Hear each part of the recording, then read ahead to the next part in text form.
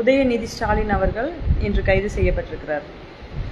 அதாவது அவர் பேசின இன்னைக்கு பெண்களை பற்றியோ அந்த ஒரு இரட்டை அர்த்தத்துக்குரிய வார்த்தைகளை பற்றியோ இன்னைக்கு சமூக ஊடகங்களை பார்த்தா பெருசாக பேசிகிட்டு இருக்காங்க. எனக்கு ஒன்றும் இது பெருசாக தெரியல.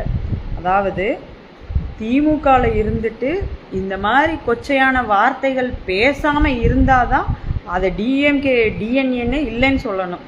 அது டிஎன்ஏல வர்ற விஷயங்க. இதுக்கு போய் என்னமோ பெருசாக ஃபீல் பண்ணிட்டு இதெல்லாம் சாதாரண விஷயம். நாடாவை அவிழ்த்துப்பாருன்னு சொன்ன பரம்பரையில் வந்துட்டு இது கூட இல்லைன்னா எப்படி? பொதுவாகவே ஆண்கள் எல்லாருமே பார்த்தீங்க அப்படின்னா சமூக வலைதளங்களில் நான் எல்லா பொதுவான ஆண்களை சொல்கிறேன், ஆபாசமாக நடிக்கக்கூடிய ஆடக்கூடிய பெண்களுக்கு லைக்கு போட்டு ஹார்ட்டின் விடுற அதே விரல் இந்த பக்கம் எந்த கட்சி பெண்களாக இருந்தாலும் சரி, அரசியலுக்காகவோ இல்லை ஒரு கருத்துக்காகவோ இல்லை ஏதாவது ஒரு பிரச்சனைக்காக குரல் கொடுக்கக்கூடிய எல்லா பெண்களையும் வந்து கீழே பார்த்தீங்கன்னா கமெண்ட்ல அந்த அளவுக்கு பேசுறீங்க. அப்போ உங்களோட எண்ணங்கள்லாம் எந்த அளவில் இருக்குது? மாதர் தம்மை இழிவு செய்யும் மடமெதமை கொளுத்துவோம்னு சொன்ன இதே நாட்டில் அந்த பக்கம் ஹார்ட்டின்னு இந்த பக்கம் உங்கள் கமெண்ட் எல்லாம் இப்படியா? பொதுவாகவே ஆண்கள் மாற்றிக்கங்க. பெண்கள்னா உங்களுக்கு இருக்கிற அதே எல்லா ஒரு எண்ணங்களும் நீங்கள் ஒவ்வொரு விஷயத்தையும் ஒவ்வொரு கருத்தையும் பார்க்கக்கூடிய அதே நோக்கத்தோடு தான் பெண்களும் பார்ப்பாங்க அப்படிங்கிற ஒரு எண்ணத்துக்கு வாங்க. சும்மா வாய்கிளிய வந்து மகளிர் தின வாழ்த்துக்கள், பெண்களுக்கு மரியாதை கொடுக்குறோம், நாங்கள் சுயமரியாதையோடு இருக்கிறோன்னு எல்லா கட்சியில் இருக்கிறவங்க ஒவ்வொருத்தரும் பேசுகிறீங்க.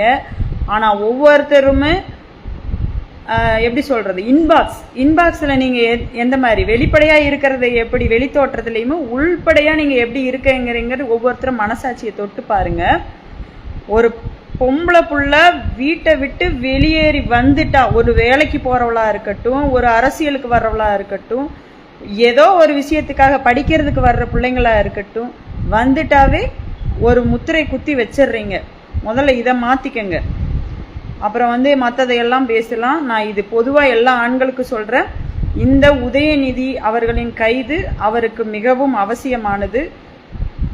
நிறையா இடங்களில் பெண்களை பற்றி கொச்சையாக பேசியிருக்கிறாங்க. திமுகவில் இருக்கிற நிறையா பேர் இந்த மாதிரி தான் பேசிட்டும் இருக்கிறாங்க.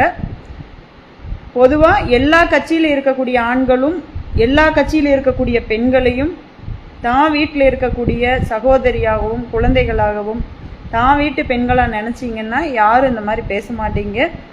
பேசாமல் இருக்கணும் இனிமேலும் அப்படின்னு உங்ககிட்ட எல்லாத்துக்கிட்டையும் உங்களோட சகோதரியாக இருந்து தாழ்மையோடு கேட்டுக்கிறேன். நன்றி.